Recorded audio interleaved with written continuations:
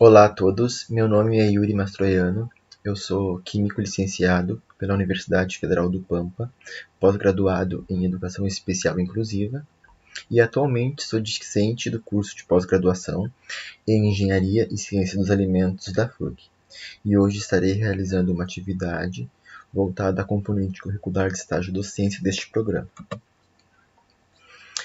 Aqui é apresentado um esquema da organização dessas atividades, onde na aula 1 eu irei trabalhar os conceitos gerais da fermentação etanólica e suas matérias-primas. Na aula 2, a Luana irá trabalhar os micro-organismos agentes da fermentação etanólica e fundamentos da destilação. Posteriormente, será apresentado um vídeo sobre fermentação etanólica em processos industriais e, por fim, a realização de um questionário avaliativo. Então, na aula de hoje, nós iremos trabalhar os conceitos fundamentais de fermentação etanólica. A fermentação é um processo anaeróbio, ou seja, que ocorre sem a presença de oxigênio, realizado por certas espécies de bactérias e leveduras, durante o qual moléculas orgânicas são utilizadas na produção de ATP. No caso da fermentação etanólica, o principal produto é o etanol. Na reação abaixo é apresentado a reação geral da fermentação etanólica, onde na fermentação etanólica teremos como reagente principal a molécula de glicose, que será quebrada na ausência de oxigênio, gerando a formação de duas moléculas de piruvato. Nesta reação, o piruvato ele vai ser descarboxilado pela ação da enzima piruvato descarboxilase, gerando acetaldeído. Como resultado da fermentação, o NADH produz a redução do acetaldeído, a molécula de etanol, produzindo ainda o dióxido de carbono. Então, como resultado da fermentação alcoólica, nós temos etanol e dióxido de carbono. Falando um pouquinho das generalidades do álcool, bem como suas propriedades físicas e químicas. O álcool ele vai ser um líquido incolor e de cheiro peculiar, sendo este um composto orgânico da classe dos alcoóis. Possui nome químico de álcool etílico, sendo muito conhecido pelo nome de etanol, fórmula molecular C2H5OH e fórmula estrutural CH3CH2OH. Seu ponto de ebulição é atingido aos 78,3 graus Celsius e seu ponto de fusão é atingido a menos 114,1 graus Celsius. É uma molécula polar, logo possui uma grande solubilidade em água. Neste contexto, o etanol ele é muito requerido pelas indústrias devido à sua vasta gama de aplicabilidade, como por exemplo na indústria de cosméticos e perfumaria, indústria alimentícia, na produção de bebidas alcoólicas, também como biocombustível, também na indústria farmacêutica e como antisséptico. A importância da cana-de-açúcar e do etanol na matriz energética do Brasil. O Brasil ele é o maior produtor mundial de cana-de-açúcar, segundo o CONAB 2017, tendo grande importância para o agronegócio brasileiro. O aumento da demanda mundial por etanol, oriundo de fontes renováveis, aliado a grandes áreas cultiváveis e condições edafoclimáticas favoráveis à cana-de-açúcar, vão tornar então o Brasil um país muito importante na exportação dessa matéria-prima. A principal vantagem do etanol como combustível é que ele pode ser produzido a partir de fontes relativamente de baixo custo e renováveis, que são ricas em sacarose, amido ou celulose. O Brasil é então o segundo maior produtor de etanol do mundo, ficando atrás apenas dos Estados Unidos da América. E estima-se que juntos esses dois países são responsáveis por cerca de 70% da produção deste composto, sendo o Brasil o maior produtor de cana-de-açúcar. A título de curiosidade, trazemos aqui alguns dados, onde o Brasil possui em média 418 usinas de açúcar e etanol, sendo o estado de São Paulo o que apresenta uma maior predominância dessas usinas, sendo um total de 171 usinas. Algumas vantagens e desvantagens da utilização então, do etanol para a produção de biocombustível. Dentre as vantagens, nós temos que o biocombustível ele pode ser produzido a partir de matérias-primas vegetais. As fontes de etanol são renováveis, diferentemente dos combustíveis derivados do petróleo. não contribui significativamente para a produção, para o aumento do efeito estufa, sua toxidez é relativamente baixa, sua queima não produz dióxido de enxofre, é menos poluente que os combustíveis fósseis e é uma alternativa economicamente viável aos combustíveis derivados do petróleo. As desvantagens: são necessárias grandes extensões de terra para o plantio da cana-de-açúcar, e isso acaba acarretando em danos ambientais, como o desmatamento. A energia obtida na sua queima é mais baixa que a obtida na queima da gasolina. Sua queima parcial pode produzir aldeídos e monóxido de carbono, que são substâncias tóxicas.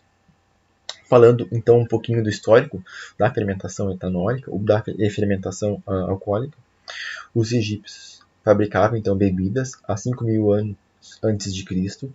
Já haviam indícios do conhecimento do homem no processo de fermentação do álcool. Então, no ano de 1680, von Leeuwenhoek, que é conhecido por ser o pai da microbiologia, devido aos seus estudos na melhoria do microscópio, identificou pela primeira vez no século XVIII a levedura que faz parte do processo de bebidas fermentadas como um ser vivo. No ano de 1789, Lavoisier foi o primeiro químico a realizar um estudo quantitativo da fermentação alcoólica. Gay-Lussac, um químico francês, foi o primeiro cientista a propor a reação química bruta da degradação da glicose em etanol. Já no ano de 1897, Buckner constatou que extratos livres de células de levedura possuíam a capacidade de promover a fermentação alcoólica. E foi então a partir dos estudos de Buckner que começaram a serem realizadas as reações enzimáticas responsáveis pela conversão do açúcar em etanol por leveduras. Das matérias-primas, então, agroindustriais, que são utilizadas para a produção de etanol. Nós temos a cana-de-açúcar, o milho, a beterraba, dentre outras. No entanto, iremos abordar mais detalhadamente a cana-de-açúcar. A fermentação alcoólica ela pode ocorrer em qualquer material que contenha açúcares, como a glicose ou a frutose, ou que contém algum composto que possa resultar nesses monossacarídeos, por meio da hidrólise. Isso abrange uma variedade de produtos de origem vegetal que podem ser classificados como lignocelulósicas, que possuem grande concentração de celulose e hemicelulose, como é o caso da manteiga e do bagaço da cana. As amiláceas, como o caso do milho, da mandioca e da batata. E as sacarídeas, que possuem uma grande concentração de sacarose, como a cana-de-açúcar e a beterraba. Esses materiais podem ser originários de raízes, como a mandioca, que são dos seus colmos, como a cana-de-açúcar, de frutas como a laranja, de grãos como o milho e até de folhas como a palha da cana. Falando um pouquinho então da matéria-prima agroindustrial, que é a cana-de-açúcar. A cana-de-açúcar é um vegetal pertencente à família das gramíneas do gênero Saccharum, sendo um vegetal natural da Ásia, cujos colmos são ricos em sacarose. No entanto, a composição dessa matéria-prima ela pode ser influenciada, ou seja, ela apresenta uma composição variável devido a alguns fatores, como a época do ano em que é realizada a colheita, qual tipo de colheita, o tempo de queima e corte, o seu carregamento e transportes e também as condições edafoclimáticas, como por exemplo, umidade do ar, temperatura e tipo do solo. No entanto, a cana-de-açúcar ela vai ser composta basicamente por 74,5% de água, 25% de matéria orgânica e 0,5% em material mineral. Então, qual a qualidade, o que se refere à qualidade da cana-de-açúcar como matéria-prima? Refere-se a produzir e preservar as características tecnológicas que a cana-de-açúcar deve apresentar para se obter o máximo de rendimento e produtividade dos produtos de interesse, etanol, açúcar e eletricidade, quanto ao seu processamento. Os fatores que vão interferir na qualidade da matéria-prima podem ser entendidos como aqueles que atuam reduzindo ou melhorando a qualidade tecnológica da cana. Então, entre os aspectos da qualidade da matéria-prima para a produção de álcool, O ideal seria que a cana chegasse na indústria de forma limpa, madura e fresca. No entanto, a realidade é bem diferente. A cana ela chega com uma série de impurezas, como impurezas minerais, vegetais e sucreiras, necessitando então a realização de uns processos para a limpeza desta matéria-prima. Dentre os tipos de fatores que afetam a qualidade da cana-de-açúcar destinada à indústria, nós temos os fatores internos, que são relacionados à composição da cana, que são afetados de acordo com a variedade do clima, solo e tratamento da cultura de cana, e os fatores externos, que são relacionados a materiais estranhos presentes no caule da cana, como terra, pedras e plantas invadoras, por exemplo, ou compostos produzidos por micro-organismos que se alimentam dos açúcares do caule. E o que vai definir a qualidade dessa matéria-prima? O teor de sacarose, o teor de açúcar redutor, o teor de fibra, nutrientes e impurezas. Qual seria o comportamento dos açúcares na cana-de-açúcar? Esse comportamento vai variar de acordo com a idade da planta e com a época do ano que é realizada a colheita. Então, em período chuvoso e alta temperatura, ou seja, no verão, nós vamos ter uma maior concentração de glicose e frutose e uma menor concentração de sacarose. E em períodos secos, como outono e primavera, uma maior concentração de sacarose e uma menor concentração de glicose e frutose. Os açúcares redutores, esse termo é empregado para designar os açúcares na forma de glicose e frutose contidos no caldo. Em geral, no caldo de cana, o teor de glicose é maior do que o de frutose. A relação glicose-frutose cai de 1,6 para a cana verde e 1,1 para a cana madura. A cana verde ela vai apresentar elevados teores de açúcares redutores e a cana madura baixos teores de açúcares redutores. Os altos teores de açúcares redutores aumentam a cor do açúcar e dificultam a cristalização da sacarose, ou seja, a quantidade de glicose e frutose presentes na cana irão afetar diretamente na sua pureza, já que refletem em uma melhor eficiência da recuperação da sacarose pela indústria. Falando da fibra, é a matéria insolúvel em água contida na cana.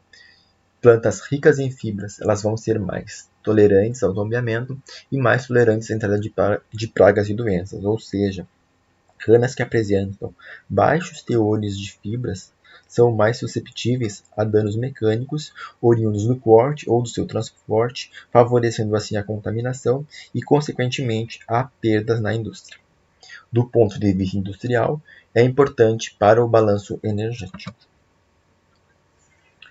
Outros fatores que afetam a qualidade da matéria-prima para a produção de álcool são as impurezas minerais e vegetais, onde as impurezas são todo o material não como presente na matéria-prima, e essas impurezas elas podem ser minerais, como terra, pedregulhos e metais, que são derivados das ações de corte e carregamento da cana, e as impurezas vegetais, que são folhas de cana, como por exemplo, folhas secas, verdes ou parcialmente secas, cartucho de folhas enroladas ou plantas daninhas, que são oriundas da própria cana ou resto de outras culturas ou outras plantas daninhas.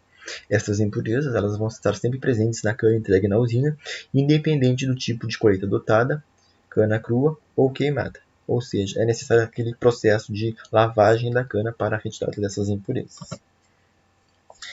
Falando nele, vamos falar um pouquinho dos processos que são utilizados no tratamento dessa cana-de-açúcar. Então, no primeiro momento, na primeira etapa, a cana ela vai chegar às usinas em caminhões, sendo descarregadas em esteiras rolantes. A primeira etapa na produção vai ser a lavagem da cana, que recebe um banho de água, que retira a terra, areia e todas as demais impurezas.